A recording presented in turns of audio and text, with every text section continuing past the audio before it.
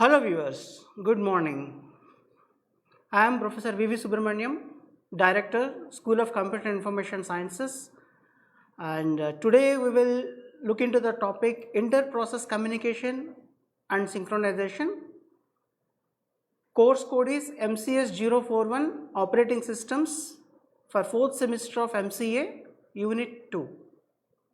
So in our previous session, we had seen what is a process, what are various process states, what is a PCB, what is context switch, how many types of schedulers are there. So these kinds of components we had touched upon during our previous session. So as a process, you know, it is the program in execution. So in this session, let us see how the processes communicate and synchronize when they are readily available in the memory. So to start with, processes can be, those are executing concurrently, can be categorized into two. One is independent processes and then second is the cooperative processes. Independent processes, as you know, the name itself is saying us that execution of one process does not affect the execution of other processes. So it is an independent activity, it starts, it executes, it then terminates, and then it doesn't have any kind of dependency or any kind of effect during its execution on other processes which are residing in the RAM. Then coming to the cooperative processes, execution of one process affects the execution of other processes in the sense that they may communicate each other or else some synchronization process happens between them. So there is a kind of shared activity that you have to see. There is a kind of shared activity between the cooperative processes, whether they may compete, whether they may have some sort of understanding between them, they depending upon the algorithms and other things running behind. So they execute and then the effect of this particular execution may be on the other processes also. So reasons for process cooperation, why they should cooperate? One thing is in order to share information. Like suppose if there is a main program and there are two parallel activities written inside, and there may be a shared thing among these two parallel activities. So there should be a provision wherein which through a variable or through some sort like a buffer in the memory, there should be a kind of mechanism wherein which the information will be shared among these two processes and then ultimately they will achieve the goal. And then in order to speed up the computation, that may be one of the reason. Then modularity. So one module, if at all there are several modules in the program, then they may one or two modules we can start parallelly, and there may be an instance wherein which some of the data may be shared among these two modules. Then last one is the convenience. So these are some of the reasons wherein which processes cooperate among themselves. So why this happens? So cooperating processes frequently need to communicate with each other in order to ensure that tasks smoothly are correctly done. So there should not be any kind of inconsistency either in the values or in the program execution, whatever the case may be. So cooperating processes need an inter-process communication mechanism that will allow them to exchange data and information. So there may be a kind of buffer wherein which that will be shared by the two processes whichever wants to communicate, or else send value from one process to the other process, or else get value from one process to the other process, and later on they can execute themselves without having any problems or without having any kind of deadlocks. So sometimes there are two cases we have to see. The correctness of the executing results depend on the executing sequence also. So at this scenario, we need to enforce synchronization to make sure we can get the correct results. Why? Because mostly in banking transactions and other kinds of transactions, there may be a possibility whenever the concurrent processes running, then there may be a chance of having some results which are undesired, like the values may not be correct. So we will see the example also in due course of time. This is one thing why the synchronization needs whenever there is a kind of cooperative processes participating together. Then the next instance, you can see the execution of one process may require the result of another process. This is a kind of piping mechanism wherein which the second process is waiting for the results of the first process. At this scenario, we need a kind of communication. So process 1 will communicate the values, the output, to process 2 in order to take those values and start its execution. So you can see the first case we had seen is the synchronization part, wherein which if the synchronization misses within the processes cooperation, then we may get undesired results. In the second case, we are seeing here that one process's values after the execution are being used in the second process's startup or else second process's execution. Here you can see a kind of communication is required. So these two cases are the underlying basis for our today's discussion. So there are two approaches for inter-process communication. One is through shared memory and the other is through message passing. Or else here you can briefly say that a kind of buffer is available, that is the shared memory is available, wherein which both the one or many processes may share that particular locations, or else they may share the values in those locations whatever those are stored. And in the second context, like message processing kind of context, the variables will participate. Here there won't be any kind of shared buffer kind of mechanism or shared memory kind of mechanism. However, variables are being alerted in the programs in order to communicate or pass the messages from one process to the other process. So remember, there are two approaches, we will discuss it today. One is the shared memory approach and the other is the message processing approach. So in the shared memory, cooperating processes may communicate by sharing the same piece of memory. You can see a kind of buffer is placed in between the processes, wherein which whatever the segments or whatever the data that will be shareable by one or more processes, that particular memory will be reserved as a buffer, and that piece of memory will be made as shared memory for the processes. One process can write some data to the piece of shared memory and other process may be reading that particular values, or else both of them can write, both of them can update, or both of them can read from that particular shared memory. When doing so, you need to be very careful, like otherwise the executing results may not be the same as your execution. Once again, here you can see the synchronization part comes. So at what time the first process need to write the value, or at what time the second process need to take that value, or else both at what time they have to put the values inside the critical segment, that is the buffer segment or the shared memory segment.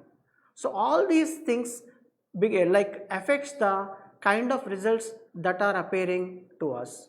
So here we have to take the care that even though when the synchronization code you are writing, you have to see that what particular values needs to be updated first, and which process will be using those updated values at which time. So that also needs to be taken care. Here you can see a simple diagram. So process A and process B are residing in the main memory, that is RAM, and then some buffer or else some reserved memory is being shared in between process A and process B, and that particular memory we can call it as the shared memory. So in order to achieve the synchronization part, or in order to achieve the sharing between the values or else the code that needs to be shared between A and B will be kept in that particular shared memory segment, and then both the process A and process B participate whether they can read, whether they can write, or whether both can read or whether both can write, whatever the case may be. So in the next context you can see a message passing. So message passing here you can see there is no segment called as the buffer segment or as the shared memory segment. Whatever that the process A need to communicate, that communicates in the form of a message. Even process B also, whatever that needs to be communicated to one or more processes, that also it will communicate through a message, that is variables, or else through the message message from M0 to Mn. You can see over here above the kernel the message queue is been mentioned over there just for example. So there process A may be updating all the values in the message queue, and process B also updating. Whenever process A wish to share certain things, it will observe, it will take the snapshot, and then whatever the value that it requires, it will pick up from that particular message box or else the mail box, and then it will update itself in its during its execution. So in this way there won't be any kind of shared memory in between process A and process B. However, the communication part will be taken care using the message passing. So when doing so, a kind of condition may met, that is called as the race condition. Till previous slide we were discussing that some undesired results.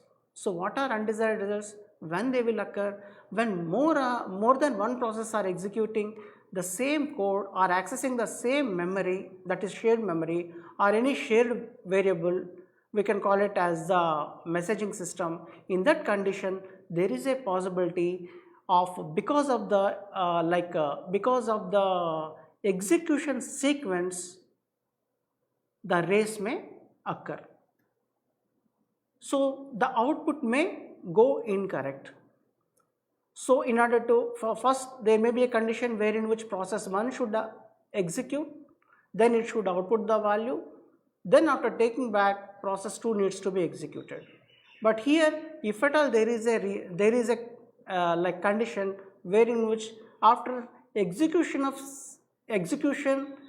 to a certain level in process A, if at all there is an interrupt, it stopped, and then immediately the CPU has been transferred to process B and it is executing the shared component, then there may be a chance of occurrence of these kinds of race conditions, wherein which undesired and incorrect values will be updated.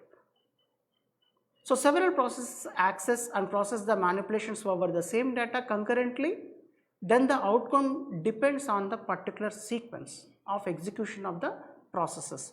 Suppose in our mind there may be a anticipation that process A will execute first, and then whatever the shared value that it updates will be used by process B, it executes and then give the desired. However, because of an interrupt or else a wait signal in the a kind of interrupt in the process A, automatically the CPU has shifted to process B and then it executed without the updation of the value which we were anticipating by the process A. Then there may be an occurrence of incorrect values. So this particular condition is called as the race condition. So critical section problem, we are hearing to, in order to solve this race condition, we define a problem called as the critical section problem, or else we define a section called as the critical section segment. A critical section segment will be written in the programs. Like this is a kind of solution to the race condition. Why? Because if at all you want to, like as we had anticipated, the process A should be run first, then after that updating the value of process A, the shared variable value may be taken by the shared process B. So in order to, like there was a race condition because of some interrupts in process A, the system process was suspended for some time, and meanwhile process B was taken care. So there is this race condition. So the solution for the race condition, one of the solution for the race condition is to maintain the critical section segments. So critical section is the part of program where shared memory is accessed. So whatever the shared this kind of code, it may be a shared code or it may be a shared variables, whatever the part that wish to be shared between processes, that we will keep it in the critical section. Then find solutions that arrange the cooperating processes properly so that no two processes were ever in their critical sections at the same time. That is a kind of locking mechanism will be there, or else a kind of stop mechanism will be there. If one process enters into the critical section, until and unless it comes out, there may not be a chance to enter another process like process 2 into the critical segment. At any point of time, there will be only one process executing the critical section, that is the shared section. So that you have to remember. You can see here a do while loop. This code is like a short segment written, and then we are using a do while loop. Why? Because at least once it should enter. So whenever the process enters, it executes the entry section. That means it will check there whether the permission is there to enter the critical section. Permission in the sense that whether any process is inside the critical section. If at all it is there, then that process will be kept in the queue. Suppose after the execution of the entry, that is the check is over and critical section is empty or no process is available in the critical section, then it will request the process to enter the critical section. It executes the shared segment, then it exits from the section. So whenever there is a critical section problem, there are two things happening. One is the check condition, that is the entry section, and the update section. You can call it as an exit section. That is the terminal. While coming back, it should update certain values in order to open the door for the another process to enter into the critical section. So whenever there is a critical section, you should remember that one entry section will be there and one exit section will be there, and then the remainder section, whatever that is a normal code and which doesn't comes under the critical segment or else critical section. So here we had written in detail, you can see entry section, critical section, and then the exit section. The lock will be opened in order to make entry for the process 2, and then the remainder section. That is how it will be happening in the critical section. So solution criteria, let us see what are the things that needs to be met in order to find that we had a solution to this particular problem. There are three conditions which needs to met. Those are, one is mutual exclusion, that is no two processes can either be in the critical section at the same point of time. So mutually exclusive, only one process will make the entry into the critical section, it executes, it comes out, then only the second process can enter into the critical section. That is first requirement. Second requirement is progress. If no process is executing, or else if there is no process inside the critical segment, then there should be a kind of progress. Progress in the sense that if at all there are several processes waiting to access the critical section, and that is called as the queue kind of thing. So another process, the next process needs to be given permission to enter into the critical section if none of the process is there. That is nothing but a kind of progression should be happening. If at all nothing is there in the critical section, another process needs to be given permission, the second process needs to be given permission in order to enter the critical segment. And the third condition, the third criteria is bounded waiting. There should not be any indefinite waiting for any process. So that particular thing you have to remember, either in the queue or at any place, if at all it needs to access the critical section, there should not be any infinite wait. So that particular, suppose if these three are being met, then there is a solution to the critical section problem. So coming to the process synchronization, it means sharing the system resources by processors in such a way that concurrent access to the shared data is handled, thereby minimizing the chance of inconsistent data or else some race conditions that we had already seen. Maintaining data consistency demands mechanisms to ensure synchronized execution of cooperating processes. So why this synchronization is required, already we had seen in the earlier slides. Then coming to the solutions part, in order to have synchronization solutions, it is divided into hardware solutions and software solutions. Again in hardware solutions, you have two types of solutions which we will be discussing in due course of time, and in the software there are at least 4 to 5 solutions ranging from the simplest algorithm to the complex algorithm. So we can see here a synchronization hardware. So synchronization hardware means the 3 criteria should be there. Once again, there should be a kind of locking mechanism, and then like the critical section problem could be solved easily in a single processor environment, as we know, because only one process will be residing, and then the second process should wait and in order to get the resources. But in the concurrent process, many processes may be staying in the main memory, and we could make sure that current sequence of instructions would be allowed to execute in the order without any preemption. That too a kind of mechanism may be there in order to maintain the synchronization part. However, we don't have any control, because preemption and other kinds of things, priority, then event driven kind of priority mechanism, on that particular things we don't have any control, being the programmer or user. So automatically whenever there is a kind of preemption, automatically the process that is executing will be suspended and the status will be recorded in the PCB, and then it will go to the next process. Suppose if that process whichever is suspended just now and the process which entered just now are sharing some sort of shared memory, then there may be an occurrence of race condition.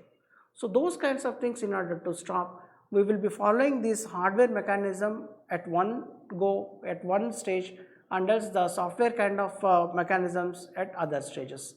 So disabling interrupt on a multiprocessor environment can be time consuming, as the message is passed to all the processors, and then the message transmission, the lagging, the delay of threads into the critical section, everything, because of these kinds of overheads, the efficiency may be decreasing. So all these things needs to be taken care whenever the process synchronization concept occurs in the programming. Then first solution we can discuss here is the test and set.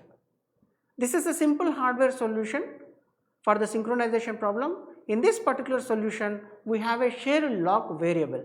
You have to underline that word, shared lock variable, which can either lock the two values. That is, we will have one lock variable and we will have one unlock. Unlock in the sense it is denoted by 0, and lock means it is denoted by 1.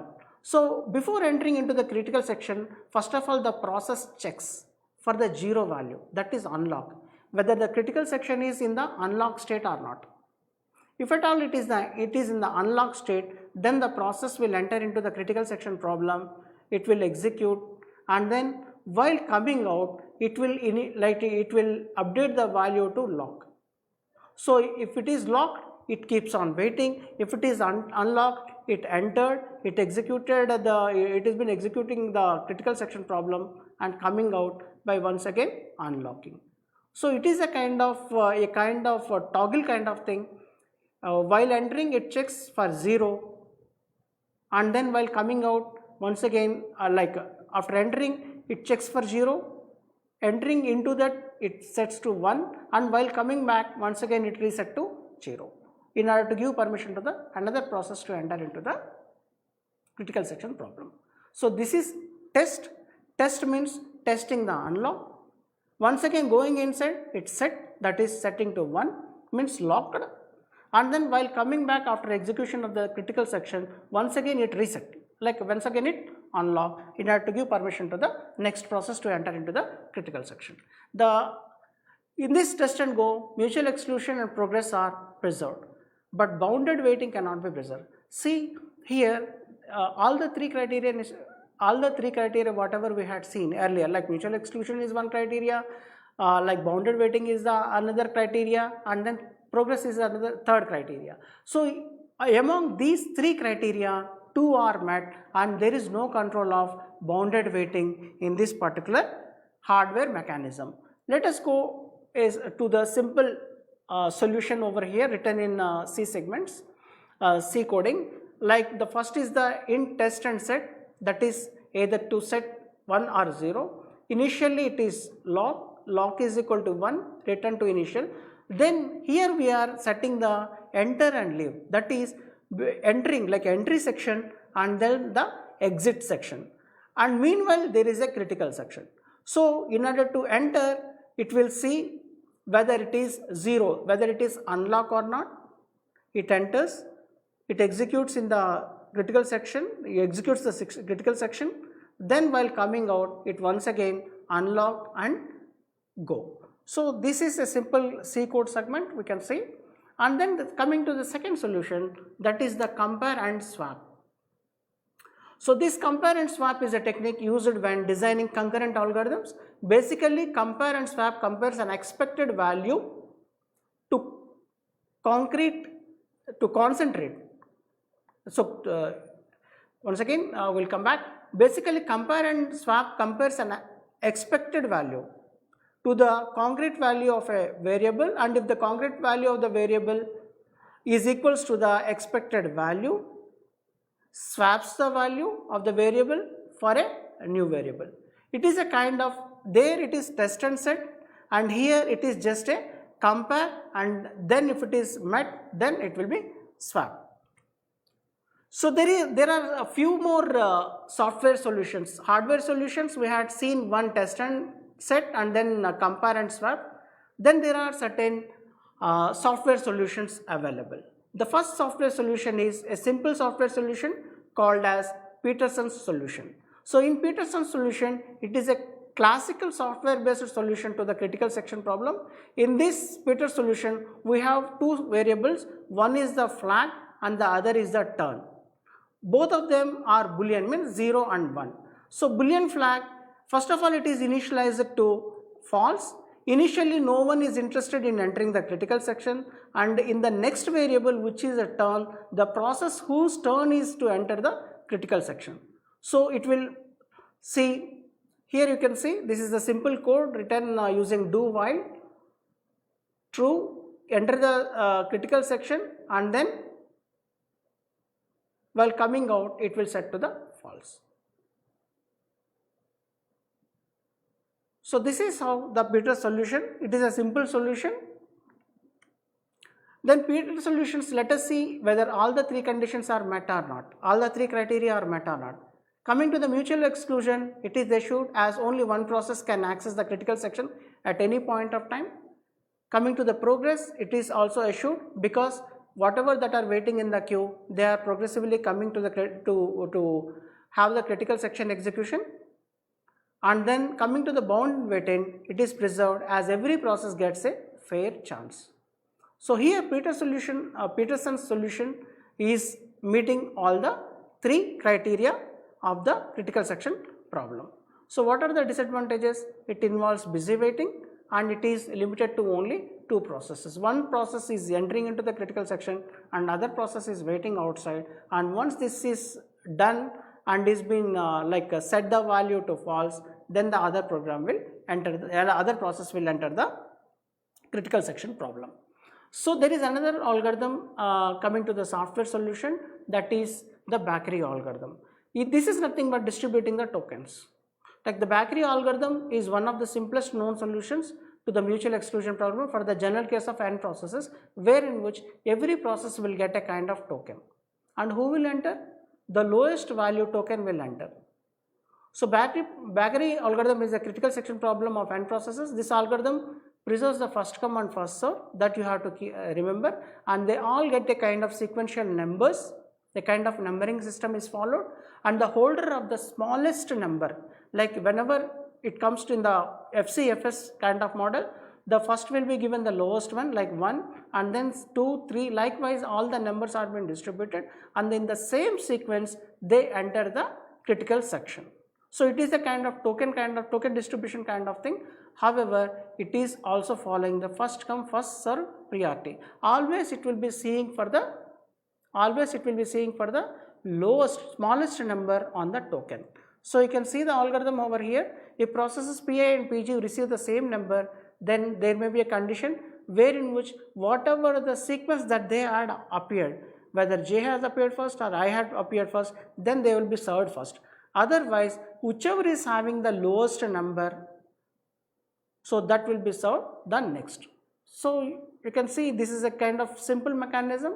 It is following the FCFX, that is the queue method, and also numbers are being issued right from lowest number to the highest number, and as per the sequence of those numbers it is scattering to. So there is another software solution called as mutex locks.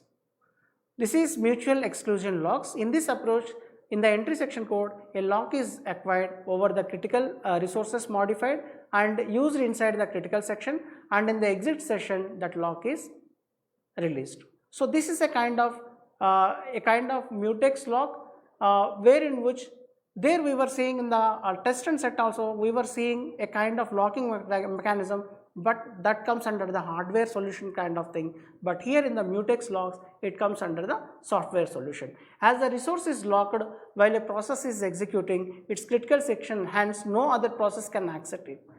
It is a kind of simple lock. It enters, it presses the lock, then it executes the sequence, the critical sequence or else the critical section code, and while coming back it once again unlock. After seeing the unlock, once again another process will enter. Likewise the processes will participate in the critical section code. Like there is another important solution which everybody is interested upon, that is the semaphore solution. So semaphores are a kind of integer variables that are used to solve the critical section problem by using two atomic operations. As you can see, one is for the entry section and other is for the exit section. And here we can call them as the wait and signal. The alternate names in many textbooks you can see, instead of wait somebody write P, and instead of signal somebody write V. So both these things they use in few textbooks or few reference books, and instead of wait somebody writes down, and instead of signal somebody writes up. So there are several kinds of names used in many textbooks. So whatever the case may be, one is for entry section and other is for the exit section, or else one is for the wait and other is for the signal. So you can see here wait section, the wait operation decrements the value of its argument S. If it is positive, if S is negative or 0, then no operation is performed. So this is a kind of P operation you can say. So this comes under the entry section, and then for the exit, the signal operation increments the value of its argument S in order to once again give a chance to the waiting processes in the queue. So the earlier one is the entry section and this comes under the exit section code.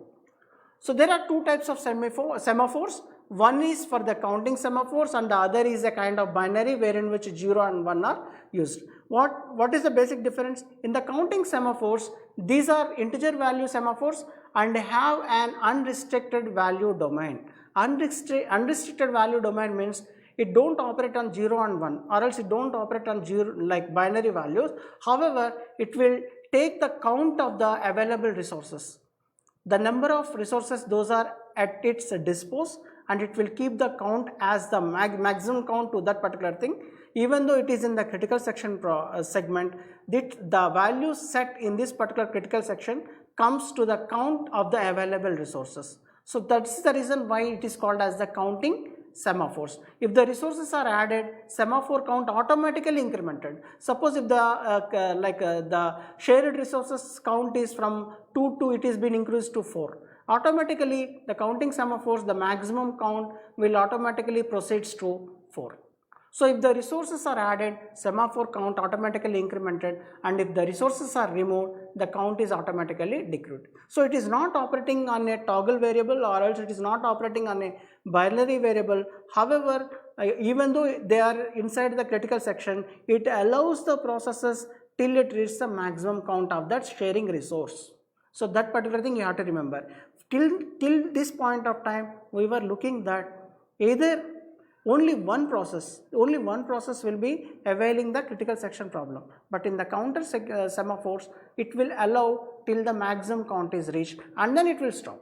So that is how the counter semaphores acts upon. Coming to the binary semaphores, it will be having only two values, either 0 or 1.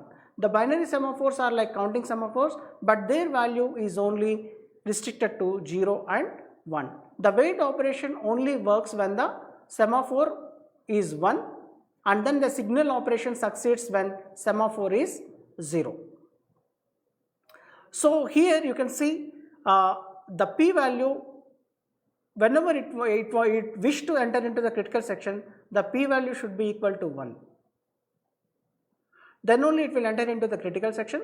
Then after coming back, it will reset the value, and once again it will set the value, and once again it allows the other process to enter into. It is sometimes very easier to implement the binary semaphores than the counting semaphores, because there the counting semaphores, the maximum count needs to be taken care, and once again if there is any increment decrement in the sharing resources in the critical section, then it needs to be kept track, so that there won't be any error kind of thing, or there won't be any starvation condition, or else there won't be any deadlock kind of condition. Then advantages of the semaphores are, semaphores allows only one process into the critical section, but in case of counting it may be several till the count. They follow the mutual exclusion principle strictly and are much more efficient than other methods of synchronization. So these particular semaphores are very widely used. There is no resource wastage, because the busy waiting in semaphores, as processor time is not wasted unnecessarily to check if a condition is fulfilled to allow a process to access the critical section. Semaphores are implemented in the machine independent code, and these particular semaphores are completely machine independent software mechanism in order to control the synchronization, process synchronization. So coming to the disadvantages, semaphores are complicated, so the wait and signal, the P and V operations must be implemented in the correct order, otherwise it once again gives the incorrect results, or else it may lead to the deadlocks also. So semaphores are impractical for large scale use, as their use leads to loss of modularity. This happens because the P and V operations prevent the creation of a structured layout for the system. So these particular things are some of the disadvantages of the semaphores. And then there is another mechanism called as the monitors kind of mechanism. Suppose some of you are Java programmers, I suppose, or else C# programmers, and these kinds of concepts were very widely used. This monitor is a kind of way to achieve process synchronization, and this is supported by many programming languages. Like in the Java, there are methods like synchronizer methods, and Java also provides that p method and notify method, like wait method and notify constructs, in order to achieve these kinds of process synchronization. And then it is a collection of condition variables and procedures. You can see it is a collection of like data members and member functions. So condition variables will be there, and apart from that there are certain member functions, or else you can call them as procedures. A separate module or a package is being written. The process running outside the monitor, here is the catch, you can find out. The process running outside the monitor can't access the control variable, internal variable of the monitor, but can call the procedures. So there are two parts in the like a module or a package of critical segment, wherein which some are condition variables and some are procedures. So outside the monitor can't access the internal variable of the monitor, but can call procedures of the monitor. So whatever the procedure that is running outside, it can run the procedure which is written inside the monitor. However, it can't touch the variables. Only one process at a time can execute code inside the monitors. Here also the same case, like mutual exclusion is been followed. Here you can see a simple demo written. Some are variables, some are condition variables, some are procedures P1 and P2. The green things can be accessed by the outside procedures, but the black things, that are the variables, condition variables, can't be accessed in the like monitor by the outside procedure.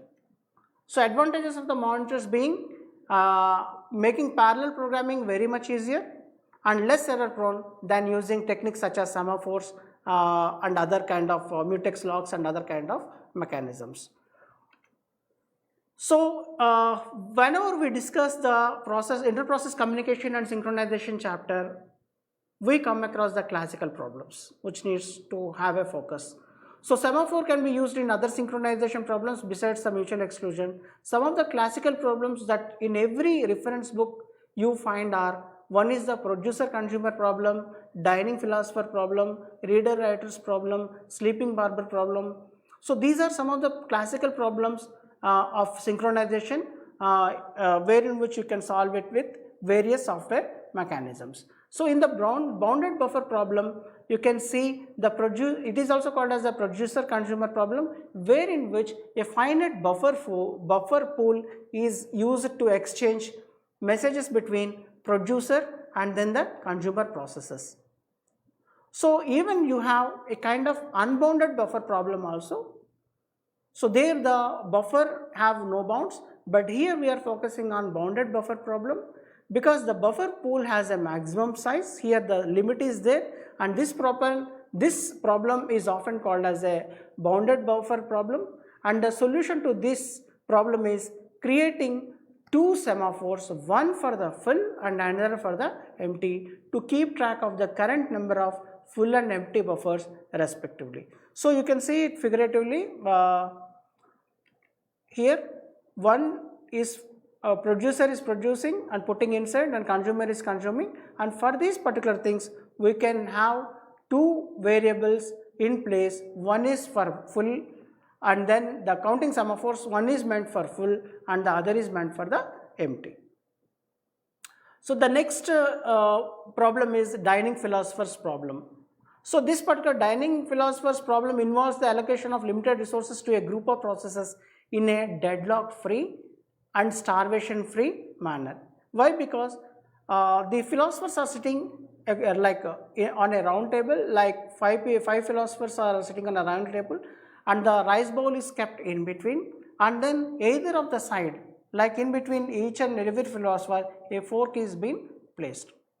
So job of the philosopher is that whether he will be thinking, or else if at all he feels like hungry, he will be eating. So two processes are there, thinking process and then like eating process.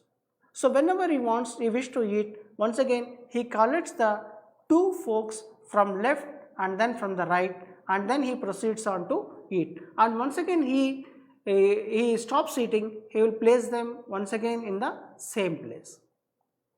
So there is a condition wherein which the chopsticks are placed in between two philosophers. So each philosopher is not getting his own sticks, however they are placed in between them. So when a philosopher wants to eat, he uses the two chopsticks, one from their right and one from their left and one from the right. When a philosopher wants to think, once again he keeps down the chopsticks there and he thinks. So at any instance, a philosopher is either eating, as I told you, or else thinking. So if at all he is in the thinking state and the other philosopher wants to eat, the fellow philosopher wants to eat, he can take the fork and he can eat. Suppose if both the philosophers who are sitting just besides, there may be a problem. Suppose if P1 to P5 are there, P1, P2, P3, P4, P5, and they are sitting sequentially around the table, P1 is hungry, and if he is eating, once again P5 and P2 may not be in a position to take the fork from him. So there will be a condition where in which everybody wants to eat, or there will be a problem. If everybody wants to think, there won't be a kind of problem. Or else, if at all the fellow philosophers wants to eat, then also there is a problem. If P1 is eating and P3 is feeling hungry, then there won't be any problem because he can have his own 2 forks and he can eat. So this is how it is been represented. A center is the rice bowl is there, 5 philosophers are sitting and the forks are being placed in between. Only 5 forks are there instead of 10 individually. So coming to the third classical problem, that is on readers writers. So in this problem there are some processes called as readers and some processes called as writers. So there are various types of readers writers problem, most centered or relative priorities of readers and writers, and one, if reads are happening, then there won't be any problem. There is a shared resource which should be accessed by multiple processors. There are 2 types of processors in this context. They are reader and writer, and any number of readers can read the same resource because that is not impacting anybody. So reads can happen any times, that is not a problem, and simultaneously but one writer can write to the shared resource. So many readers can be given permission to read the data, but only one writer can be given the permission to write the data. When a writer is writing data to the source, no other processes can access the resource. That also needs to be taken care. Why? Because one process may read something and after write by the another process, other process may write something, read something else. So the process needs to be stopped, and then a writer cannot write to the resource if there are non-zero number of readers accessing the resource at that time. So these particular things needs to be taken care. Then coming to the, till now we have discussed the concept of shared memory and then process synchronization and then the classical problems. Here you can see the next method which is called as the message passing method. So message passing method is nothing but it doesn't use any shared memory concept. So it uses some sort of shared variable concept or else passing of messages to the required processes. That too may be direct or may be indirect. So mechanism of processes to communicate and to synchronize their action is one of the processes message passing method, and in this method processes communicate with each other without using any kind of shared memory, and this message system communicate with each other and without resorting to shared variables. IPC facility, inter-process communication facility, provides 2 kinds of operations, whether to send or whether to receive. Send means to send a message to another process, and to receive means receiving a message from a process. So this particular P and Q wish to communicate, they need, suppose if two P and Q or process are there, if they wish to communicate, they should first of all establish a kind of communication link in between. Like P and Q should establish a communication link between them and exchange the messages via send and receive. A simple example in this, there may be a queue kind of thing, and P may wish to, whatever the messages that P wish to send to Q, those also may be posted onto that particular queue, and Q also whatever that wish to post to the Q, wish to post to the P, that also may be posting it into the message queue. P will be searching for his messages and Q may be searching for their messages. So implementation of this particular communication link may be physical or else may be logical. Physical means in the process, through a hardware bus kind of thing, mechanism, like hardware kind of thing, and this software means logical kind of thing, where in which logical properties are being set in order to implement the communication link. So there are 2 types of communications available. One is the direct communication and other is the indirect communication.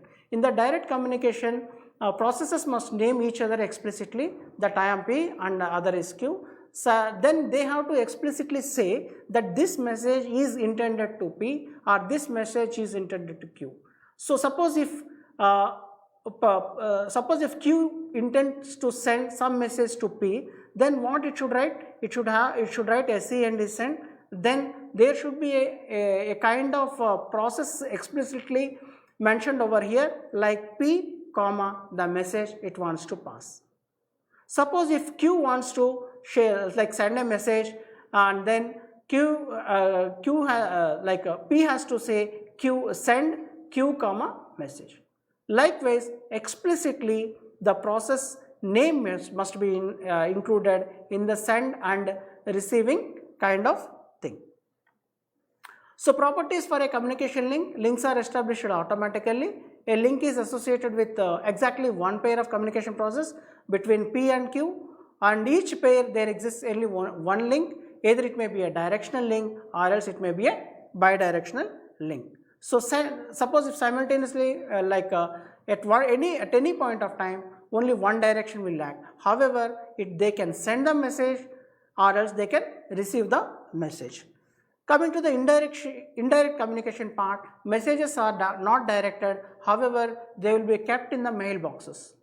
So each mailbox is having a unique ID and processes can communicate only if they share a mailbox. So suppose if there are P and Q processes participating in the message passing, then everybody like P and Q will be posting it into the mailboxes, and then which will be having the unique ID, and the message supposed to be consumed by the Q, it will search and it will take back the message. And suppose if we wish to present some message, send some message to the P, then also it will communicate it through the mailbox only. There won't be any direct communication, or there won't be any communication link just like a bus or logical properties that we had seen earlier.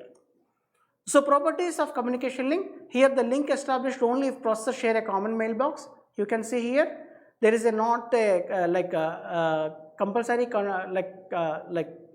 link wherein which it follows a directional or bidirectional kind of thing.